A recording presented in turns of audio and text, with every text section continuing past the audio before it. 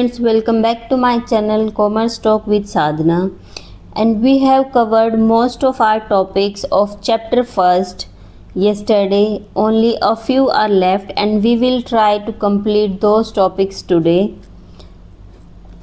Those topics are positive and normative economics,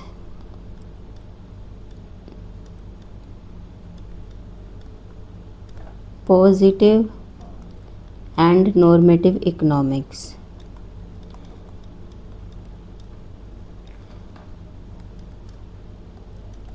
RPPF is also remaining. Macroeconomic problems,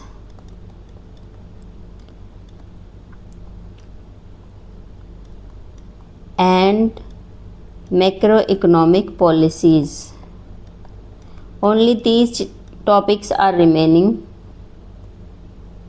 CIES. Got it? Only these topics are remaining and we will try to complete these topics today. If there will be any topic which we will not able to cover, so we will cover that topic in our next video. So let's start. What is economics? Economics is a study flow of individuals, households, firms and government make choices about allocating scarce resources to satisfy unlimited wants. So macroeconomics specifically focus on economy as a whole. Why do we call macroeconomics as an aggregate? Because we study economy as a whole in macroeconomics. That is aggregate output, aggregate employment, inflation, growth rather than individual market. That's why this is macroeconomics. That's why it is known as aggregates or sum of aggregates.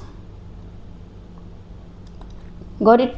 So economics is of two types, that is positive economics and normative economics.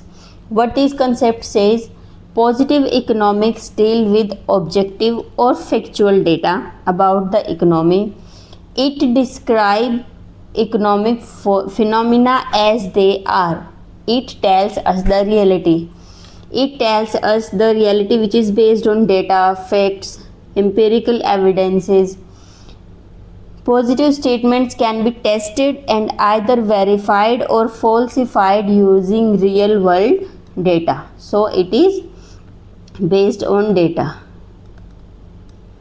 actual data. And what are characteristics? It deals with facts. It can be tested, verified or refuted by data. Describes the relationship between economic variables. It uses terms like is, are, was, will. Means it tells about reality or certainty, that which is actually exist. Free from value judgments. It doesn't say that this should happen, that should happen. No, it only tells us the reality. So example of positive statements are India's GDP growth rate is this, unemployment rate is this. It tells you the actual data. Next is normative economics. Normative economics deals with value judgment, opinion, prescriptions, or it tells you that what economy ought to be. It doesn't tell the actually factual data. It involves subjective assessment and policy recommendation based on ethical or social values. So it is based on ethical or social values, and positive economics is based on factual data. Normative statements cannot be tested with data. Different people may hold different views. Key characteristics: it is based on value judgment, cannot be tested, verified. It is prescriptive in nature. It uses term ought, should or need to be. It is influenced by social, political and ethical consideration. Examples for normative statements are the government should increase, ought to be, must be, should be. All these are hints for your normative statements. So these are meanings of positive and normative statements. Let's do a comparison between both economics. So first is based on meaning. So positive economics is deals with factual data. It deals with that what ought to be. Nature, it is objective or factual. It is subjective and value based. Testability, it can be tested but it cannot be tested. Keywords is, are, was, will be, or. Normative economics keywords are should, ought to, must. Purpose of positive economics is to describe and explain, while purpose of normative economics is to prescribe and recommend. Controversy, positive economics is less controversial as it deals with factual data and it can be tested, while normative economics is having more controversies. Examples: inflation rose to 6%. As it is a data, it is positive economics, while inflation should be controlled. It tells that what should be done, so it is normative economics. Role of positive economics is foundation of theories. It and role of normative economics is basis for economic policies. Value judgment in positive economics is absent. They tell only reality, and value judgment in normative economics are present.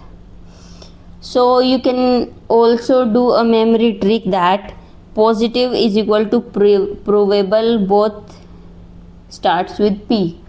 Normative is equal to normative values, means positive proof, and which we can prove is factual data or positive economics. Got it? So next small topic is PPF, that is production possibility frontier. The PPF is a graphical figure that illustrates the fundamental economic problem of scarcity. It shows all possible combination of two goods an economy can produce, that is good Y and good X. So PPF shows all possible combination of two goods an economy can produce when using all resources efficiently. So if point, this is a PPC curve, the curve which which is visible on your screen, this is a PPC curve, and any point which will be on PPC will be efficient. The point which locate outside the PPC curve is unattainable because we do not have so much resources, and point which is inside the PPF, that is point B, it tells about inefficiency, that the resources which we have are not completely utilized or efficiently used. Got it? Next is macroeconomic problems. So what are macroeconomic problems?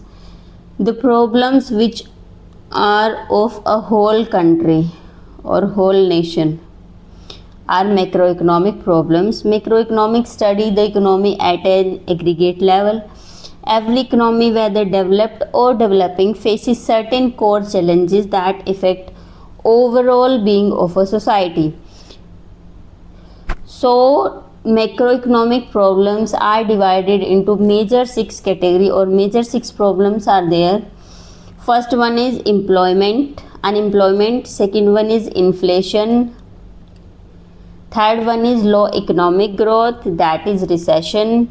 Fourth is BOP. Fifth is poverty and inequality, and sixth is fiscal deficit. All these are 6 macroeconomic problems. So let's study one by one. First is unemployment. Unemployment occurs when who are willing and able to work at prevailing wage rate cannot find employment. So students, 2 conditions are mandatory. That person should be willing and able to work. 3 conditions at prevailing wage rate. So it is unemployment, who do not get work at that prevailing rate. It is one of the most serious macroeconomic problem as it wastes human capital and causes social distress. And employment is also classified as frictional, structure, cycle, seasonal, disguised and voluntary. Let's study each.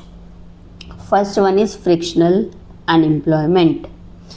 So frictional unemployment is that short-term unemployment between jobs. For example, fresh graduates are searching for their first job. Second one is structural. Structural unemployment creates due to mismatch between skills and job requirements. For example, weavers unemployed due to textile machines, means technology has been updated. Technology. Third is cyclical. It caused by an economic recession or downturn. Now job losses, for example, job losses during COVID time. Fourth is seasonal. Employment only in certain seasons like agriculture works. Fifth one is disguised unemployment, means more workers than needed. For example, in any farm, 40 people doing work of 2 on a farm. For example, we need only 2 people, but for that work we have 15 workers. So those 13 are disguised unemployed. Sixth one is voluntary. The person chooses not to work at current wages is known as voluntary. Means that he is getting job at current rate but he is not satisfied with that current wages or prevailing rates. For example, refusing jobs below expected salaries. So how to measure unemployment? So unemployment rate is equals to number of unemployed divided by labor force multiplied by 100. And how to calculate this labor force? Labor force is equal to employed plus unemployed. So unemployment rate is equals to number of unemployed divided by labor force multiplied by 100. And this labor force is calculated by total employed plus unemployed, those are actively seeking work. Got it? Now next problem is inflation. Inflation is a sustained increase in general price level of goods and services over time, resulting in declining in the purchasing power of money. Moderate inflation is considered healthy for growth. High inflation is harmful. Please mention it that moderate inflation is considered healthy for growth, but high inflation is harmful as it erodes whole saving and increases cost of living. Types of inflation is, first one is demand pull inflation. It is caused by excess aggregate demand over aggregate supply. Demand is greater than supply. Too much money chasing too few goods common during economic boom. Second one is cost push inflation. It is caused by rising in production cost. Example, rise in crude oil, petroleum. Third one is built-in or wage price spiral. For example, workers demand higher wages. How it works that worker demand higher wages. So firm raise prices to cover their cost. Worker demands even higher wages. So a self-reinforcing style. So it is a built-in or wage price spiral. This is like a spiral which never ends. Wage will increase, price will increase, then wage will increase, price will increase. Fourth one is stagflation. Stagflation is simultaneous high inflation and high unemployment. Very difficult to tackle with standard policy India faced during in 1970 oil crisis. And we can measure inflation by price indices. How? We have three type of indexes. First is CPI. CPI is Consumer Price Index. It is used for retail inflation. Second one is WPI, that is Wholesale Price Index. It is used for wholesale prices, or it takes producer level inflation. Third one is GDP deflator. GDP deflator is a ratio of nominal to real GDP, and it broadcast measure of economy wide inflation. Got it? So formula for inflation rate is equals to price index current year minus price index base year divided by base year, multiply by 100. So this is a formula for inflation rate. Got it? Next is aggregate demand, aggregate supply model. ADAS model is a central framework for understanding macroeconomic equilibrium and causes of inflation and recession. Intersection of demand and supply determines both equilibrium price level as well as equilibrium real GDP.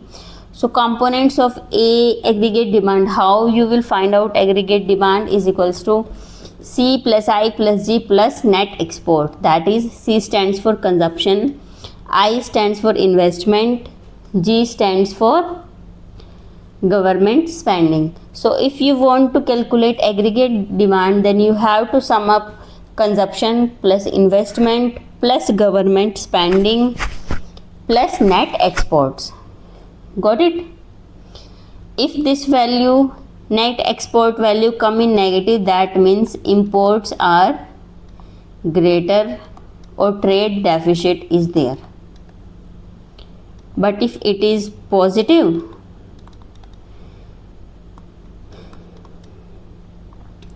so exports are more and it is trade surplus. Got it? So this is aggregate demand and aggregate supply model, and how we will depict it on a graph. This is a aggregate demand, this is aggregate supply, and the point where these both to intersect is a equilibrium. In this photo it is a little shifted. Here this is aggregate, this is equilibrium. Got it? This is, so here is a, this is price level and this is equilibrium real GDP.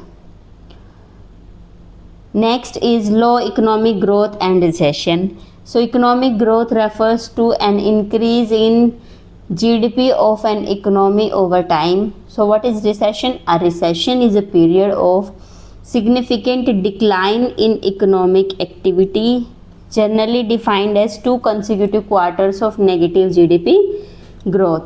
So when economic activity start declining or GDP declining, that means it is a recession. During this recession, output falls, unemployment rises, investment declines. What are causes of this recession? Fall in aggregate demand, financial crisis, external shocks like oil price spikes, pandemics. For example, price of petroleum is increasing nowadays due to Iran war. Asset price bubbles bursting, tight monetary policy, all these are factors for recession. How to measure GDP growth rate? GDP at current year minus GDP at previous year divided by base year, multiply by 100. So BOP, next is BOP. BOP is a what is BOP? Balance of payment. It is a systematic record of all economic transactions between residents of a country. This is a residents of a country to the rest of world, here on whole earth. Got it? So BOP is divided into three parts: current account, capital account, financial account. In current account, we deals with visible goods, invisible means services, and deficit. Capital account, in capital account we consider assets and liabilities of any country. Financial account contains reserve assets, monetaries, and SDR. That is, SDR is a asset of IMF, special drawing rights. It is managed by RBI. BOP always balances. Current account deficit is financed by capital account surplus if still there is any deficit, that will be also equilibrium. That will also be adjusted by adjusting transactions, and the net balance should be at equilibrium. Next is fiscal deficit. A fiscal deficit occurs when the government's total expenditure exceeds total revenue, excluding borrowings. It reflects the extent to which the government borrows to finance its spending. So fiscal deficit is equals to total expenditure minus total revenue. This is fiscal deficit. Macroeconomic problems topic is over. So we have covered today positive and normative economics. We have also studied about difference between these both. We have covered PPF topic, and we have also covered macroeconomic problems. Only one topic is remaining of our chapter 1, that is macroeconomic policies, and we will do this in our next video. If you have any doubts, please tell me in the comment section. I will try to resolve it. See you in the next class.